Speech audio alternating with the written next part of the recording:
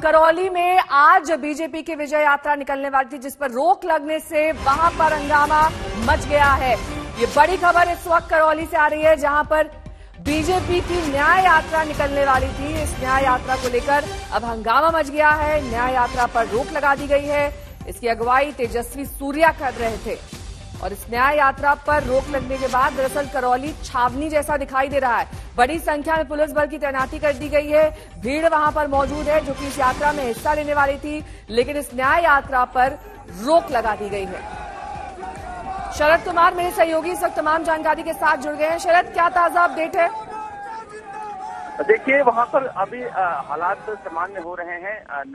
9 पर जो हिंसा हुई थी उसके बाद कर्फ्यू लगा हुआ है। 8-9 घंटे की छूट दी जाती है। आज बीजेपी की करीब 70 गाड़ियों में बीजेपी के नेता सवार होकर तेजस्वी सूर्या के साथ प्रदेश अध्यक्ष पूनिया जयपुर से रवाना हुए हैं विजय यात्रा को लेकर। करौली डिस्ट्रिक्ट में जाने से पहले ही दौसा करौली का जो बॉर्डर है मोह गांव, वहां पर रोक लिया गया। इन्हें पहले से सुबह से पता था कि जाने नहीं दिया जाएगा क्योंकि वहां पर कर्फ्यू है, लेकिन बीजेपी के जो नेता हैं वो अपनी यात्रा लेकर गए हैं और वहां उन्हें रोका गया है। ये पहले से कार्यक्रम तय था इनका।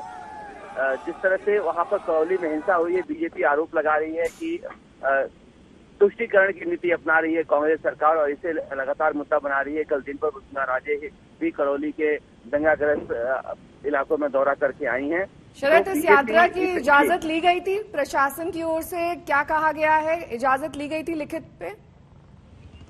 नहीं, उन्हें इजाजत नहीं दी गई थी, इसलिए रोका गया है। करौली डिस्ट्रिक्ट में इनके घुसने पर रोक थी, इसलिए करौली डिस्ट्रिक्ट में घुसने से पहले ही दौसा और करौली डिस्ट्रिक्ट का जो बॉर्डर है मोहगांव, वहां पर इन्हें रोक लिया गया है। और जो तस्वीरें हम देख पा रहे हैं शरद, उसमें बड़ी संख्या में ये यात्रा से जुड़े लोग अभी भी सड़क पर डटे हुए हैं। इन्हें तितर बितर करने के लिए, स्थिति सामान्य करने के लिए वहां पर अतिरिक्त पुलिस बल की तैनाती है या ये पहले से व्यवस्था की गई थी कि यात्रा को रोक लिया जाएगा? ये पहले से लगातार भारतीय जनता पार्टी के कार्यकर्ता, हमारे नेता, सब लोग करौली में आ चुके हैं और जो पीड़ित है, आज जो हॉस्पिटल में जो लोग हैं, उन सब लोगों का जो देखभाल है वो युवा मोर्चा कर रहा है।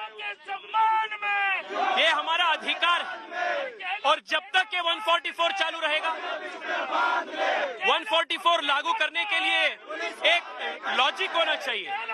हम आज आ रहे हैं इसलिए 144। कांग्रेस सरकार का कहना है कि प्री प्लान कॉन्स्पिरेसी थी जिसके तहत वहां पर दंगे हुए। प्री प्लान कॉन्स्पिरेसी उनका था, जो दंगा वाले जो दंगा किया ना, वो लोग प्री प्लान कॉन्स्पिरेसी किया था और सरकार का विफलता है।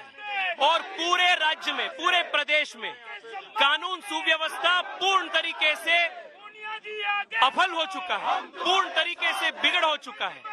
Complete lawlessness in the state of Rajasthan. ये बताएं कि अगर आपको यहाँ गिरफ्तार किया जाता है तो आप गिरफ्तारी देंगे? गिरफ्तारी भी देंगे, पर उससे ज्यादा आज युवा मोर्चा कार्यकर्ता करौली जाएंगे।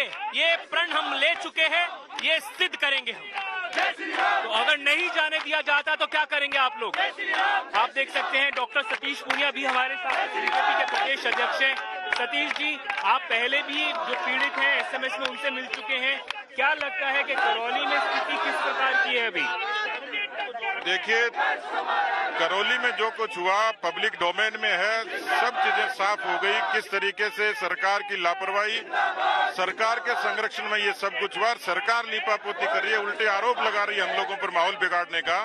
हमने सीधे सीधे कही थी कि दोषियों को पकड़ा जाए, निर्दोषों को प्रताड़ित नहीं किया जाए, न्यायिक जांच की जाए और जिनके जान माल का नुकसान हुआ उनकी पूर्ति की जाए। ये सामान्य बातें थी इस तरीके घटनाक्रम में, लेकिन अभी तक सरकार की तरफ से, प्रशासन की तरफ से कोई भी सकारात्मक जवाब नहीं आया है।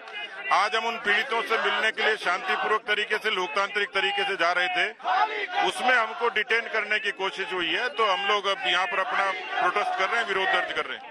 Well, so clearly the BJP says it is trying to register its protest because it is not being allowed to go to Karoli. I also do have Himanshu Sharma, who is the state BJP Yuva Morcha president.